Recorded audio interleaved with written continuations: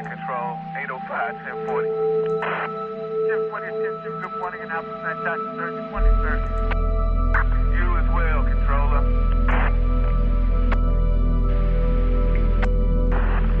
Operator, 1040, please. Alpha 6, 1040, 1010. Welcome aboard, Madam Controller. Bienvenue à tous dans cette nouvelle vidéo dans laquelle nous allons coder un robot pour shorter le marché lorsqu'il est suracheté.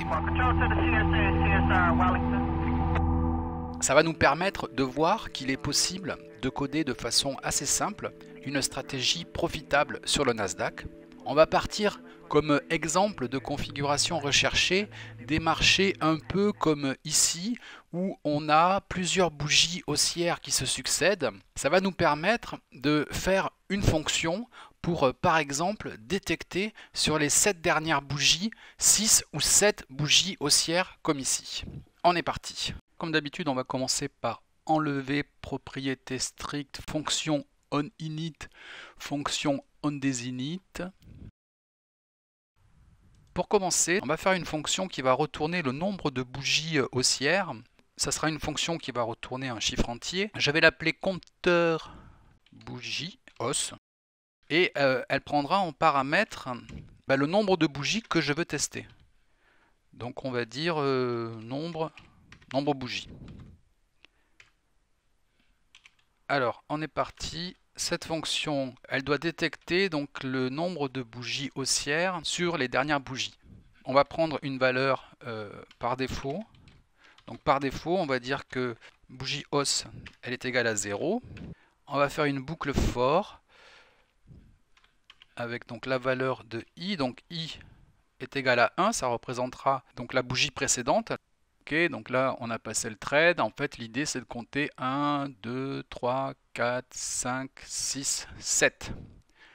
I doit être plus petit ou égal à notre variable nombre bougies. Et on va incrémenter la valeur de i en faisant i++. Et dans cette boucle, on doit définir les ouvertures et les clôtures des bougies à tester. On va prendre une variable qu'on va appeler ouverture qui sera égale à la variable prédéfinie open et entre crochets open de i et clôture plutôt que fermeture. Clôture, donc clôture sera égale à close de i également. Voilà. Et ensuite, pour que la bougie elle soit haussière, eh bien, on est d'accord, c'est la clôture moins l'ouverture. Et on va faire une condition toute simple, on va dire que si amplitude, si c'est un nombre positif, donc si c'est plus grand que 0, ça veut dire qu'on a détecté une bougie haussière. Donc ma valeur bougie hausse qui était égale à 0 au départ de ma fonction, eh bien, elle vaut maintenant 0 plus 1, donc elle vaut 1, donc je fais bougie hausse plus plus. Et comme ça, en fait, dans cette boucle, systématiquement, chaque fois qu'il va détecter une bougie haussière, il va incrémenter cette valeur bougie hausse. Et à la fin, eh bien, tu retournes cette valeur bougie hausse. Hop, voilà. Alors, ce qu'on va faire, on va faire une fonction pour passer un ordre de vente. Et cette fonction, elle retourne rien.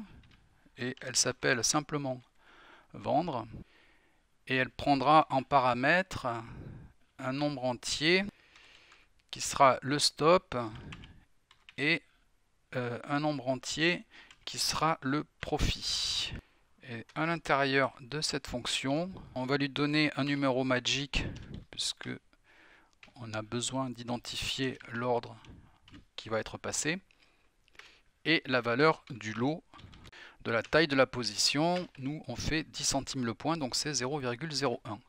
Et maintenant, comme en plus j'ai pas envie de passer plusieurs ordres à la fois, je vais insérer dans cette fonction ma condition s'il n'y a pas d'ordre en cours. Et s'il n'y a pas d'ordre en cours, je vais envoyer un ordre sur le marché grâce à la fonction order_send. Order_send, c'est la principale fonction utilisée en MQL4 pour passer des ordres sur le marché. Ça prend plusieurs paramètres. Le premier paramètre, c'est le graphique en cours. Donc si je mets symbole, la fonction s'applique sur le graphique sur lequel tourne le robot. Deuxième paramètre, c'est opération. Donc nous, on est sur une vente stop. Donc le code d'une vente stop, c'est 5. Ensuite, le volume. Donc on a fait notre variable lot à 10 centimes le point. Ensuite, le prix. Donc le prix, nous, ça sera 2 points en dessous de l'offre. Donc bid moins 2. Le slippage, on tolère 3 points de slippage. Ensuite, le stop loss. Donc ask plus stop, on rentrera ça en paramètres. Puis le take profit, donc ask moins profit. Un commentaire, on va mettre le titre du robot, on va appeler ça vente sur achat. Le numéro magique, donc qui sert à identifier le robot. Et un délai d'expiration, donc ça fait 16 minutes. Cette fonction, elle ne retourne rien. Elle va simplement détecter qu'il n'y a pas d'ordre en cours. Et s'il n'y a pas d'ordre en cours, elle va lancer un ordre de vente stop. Et maintenant, on va dire si compteur bougie hausse des 7 dernières bougies est plus grand, plus grand c'est pas possible, mais disons qu'il est égal à 7, eh bien ça voudra dire que les 7 dernières bougies sont des bougies haussières. Et si les 7 dernières bougies sont des bougies haussières, on va lancer notre fonction vendre. Alors a priori on peut se dire ouais ça peut être une stratégie un peu de scalping. On attend qu'il y ait vraiment une impulsion haussière de cette bougie et on essaye de vendre avec un stop disons de 20 points et un take profit de 5. Voilà, on n'a plus d'erreur. Donc là ce qu'on va tester c'est qu'une fois qu'on aura 7 bougies bleues consécutives, on fait un petit scalp de vente et c'est parti.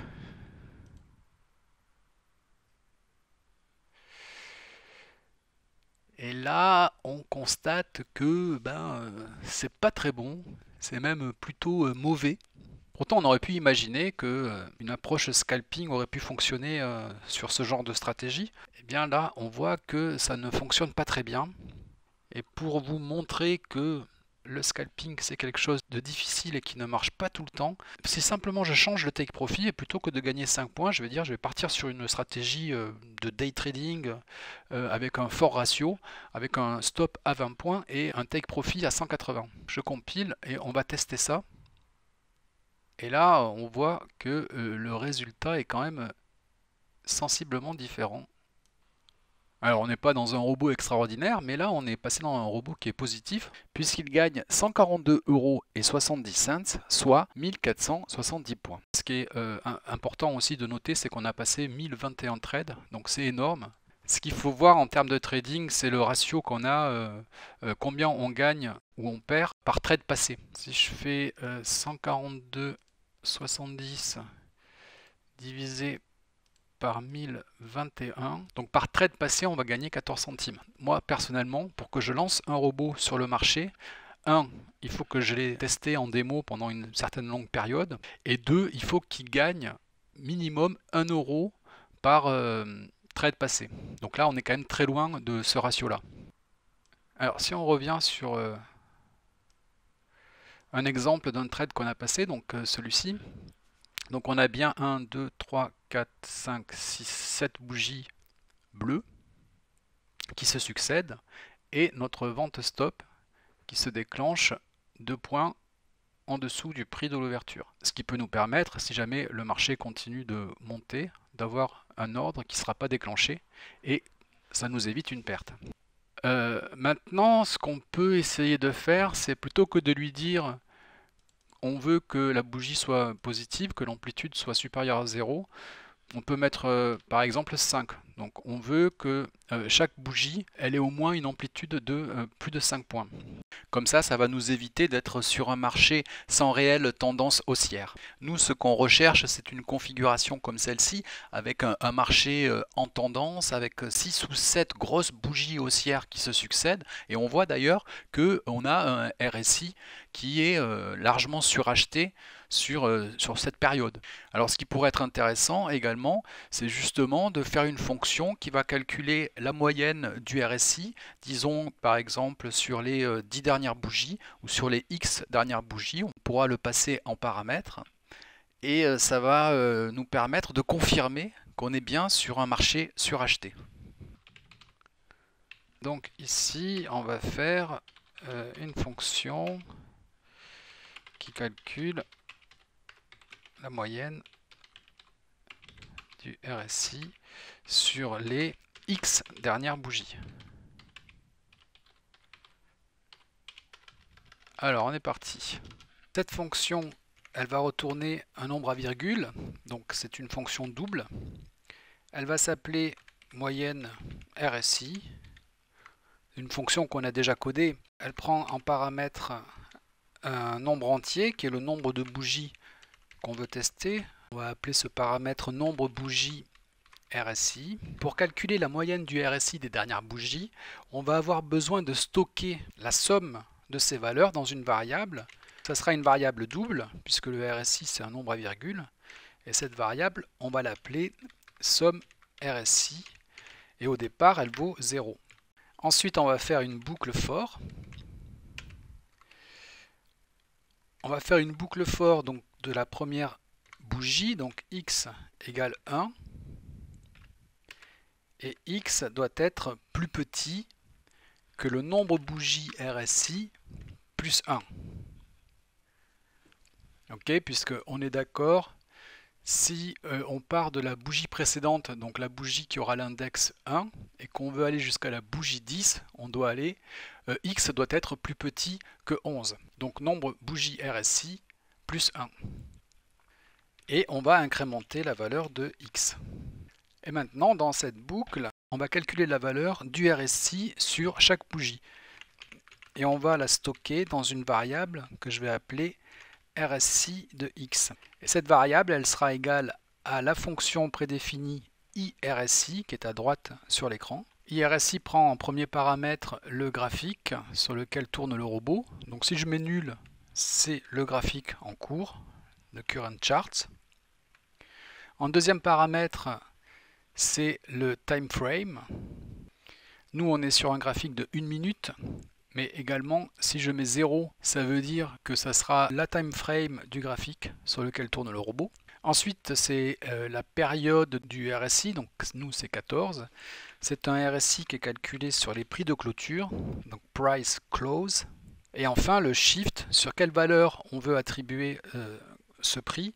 Eh bien nous, ça sera la valeur de x. Donc là, dans cette boucle, si on prend la bougie 1, on a un RSI de 82. Donc la somme sera égale à 0 plus 82. Ensuite, on aura un RSI de 79. Donc la somme sera égale à 82 plus 79, 160, etc., etc. Donc systématiquement, on va additionner cette valeur RSI de x dans notre variable somme RSI. Donc on va écrire somme RSI plus égale RSI de x. Et là, à la fin de ma boucle, j'aurai la somme de tous les RSI sur toutes les bougies que j'ai voulu tester. Et donc quand je sors de la boucle, eh bien, je n'ai plus qu'à retourner la valeur de la somme des RSI qui sera divisée par le nombre de bougies à tester. Donc somme RSI divisé par notre paramètre nombre bougies RSI. Et là, ma fonction retournera la moyenne du RSI des X dernières bougies. Donc maintenant, il me suffit juste de dire que ma fonction moyenne RSI, en paramètre, je vais mettre 10 bougies. Sur les 10 dernières bougies, je veux que la moyenne du RSI, elle soit plus grand que 59. Je veux un RSI assez élevé, mais en même temps, je ne veux pas un RSI qui soit trop suracheté. Donc je vais mettre une moyenne haute que je ne veux pas dépasser. Je ne veux pas avoir un RSI au-dessus de 71. Donc ces valeurs-là, 59, 71, on pourrait très bien les passer sur des variables externes pour que l'utilisateur puisse paramétrer ces variables selon la stratégie qu'il veut appliquer. Bon, pour l'instant, moi je vais laisser ça comme ça. et on va pouvoir tester notre robot avec nos nouvelles modifications. Je vais élargir un petit peu la probabilité qu'on soit quand même exécuté, parce que là on a des conditions qui sont quand même assez restreintes. Je vais tolérer sur les 7 dernières bougies une bougie rouge, une bougie de retracement. Donc sur les 7 dernières bougies, je veux qu'il y ait au minimum 6 bougies haussières. Donc je vais mettre compteur bougie. Compteur bougie hausse sur les 7 dernières bougies doit être plus grand ou égal à 6. Voilà, comme ça on aura plus de chances d'être exécuté parce que les probabilités d'avoir 7 bougies importantes haussières qui se succèdent sont quand même assez rares. Donc là ça apporte un peu de subtilité, on tolère une bougie rouge, mais on veut, voilà, ce qu'on recherche, c'est des configurations comme on a vu en début de vidéo, comme celle-ci, où on a un marché avec majoritairement des grosses bougies haussières, des impulsions et un RSI assez élevé. Donc on va backtester ce robot pour voir ce que ça donne sur une période de 2 ans sur le Nasdaq. C'est parti! On voit que là on est sur un robot maintenant qui passe beaucoup moins de trades, beaucoup plus raisonnable, puisque sur une période de quasiment 2 ans, on n'a passé que 96 trades et on gagne 78,05 € à 10 centimes le point. Donc on est sur un ratio, si je fais 78,05 divisé par 96, de 81 centimes. Ça signifie qu'il gagne en moyenne 8 points par trade passé. Alors que tout à l'heure, on était à même pas 1,5 point. Donc on a quand même bien amélioré la stratégie. Voilà, ce robot, c'est un bon exemple pour vous montrer qu'on peut coder facilement et assez simplement des robots profitables. Après, bien sûr, il faut améliorer encore cette stratégie en y rajoutant par exemple des horaires de trading, un trailing stop dynamique pour gérer les positions ouvertes, etc., etc. Alors si les concepts qu'on vient de voir dans cette vidéo vous paraissent encore flous, mais que la programmation de robots de trading vous intéresse, ou si vous voulez aller plus loin encore dans la programmation d'algorithmes de trading, si vous souhaitez par exemple apprendre comment adapter ce robot au marché du Forex ou apprendre tout simplement à coder d'autres stratégies pertinentes, eh bien je vous recommande de suivre mon cours sur Udemy. Grâce au lien dans la description, vous allez profiter d'un tarif exceptionnel à 9,99 € pour plus de 4 heures de cours et tous les codes sources sont bien sûr téléchargeables. D'ailleurs, en parlant de code source, si le code de ce robot qu'on vient de coder vous intéresse, il est à votre disposition sur mon site mql4easytrading.com. Vous vous inscrivez, vous vous connectez, vous allez dans l'onglet blog, puis dans l'onglet programmation, et le code se trouve après les 2 robots sur les fractales qu'on avait fait précédemment. Voilà, merci beaucoup pour votre attention et à bientôt.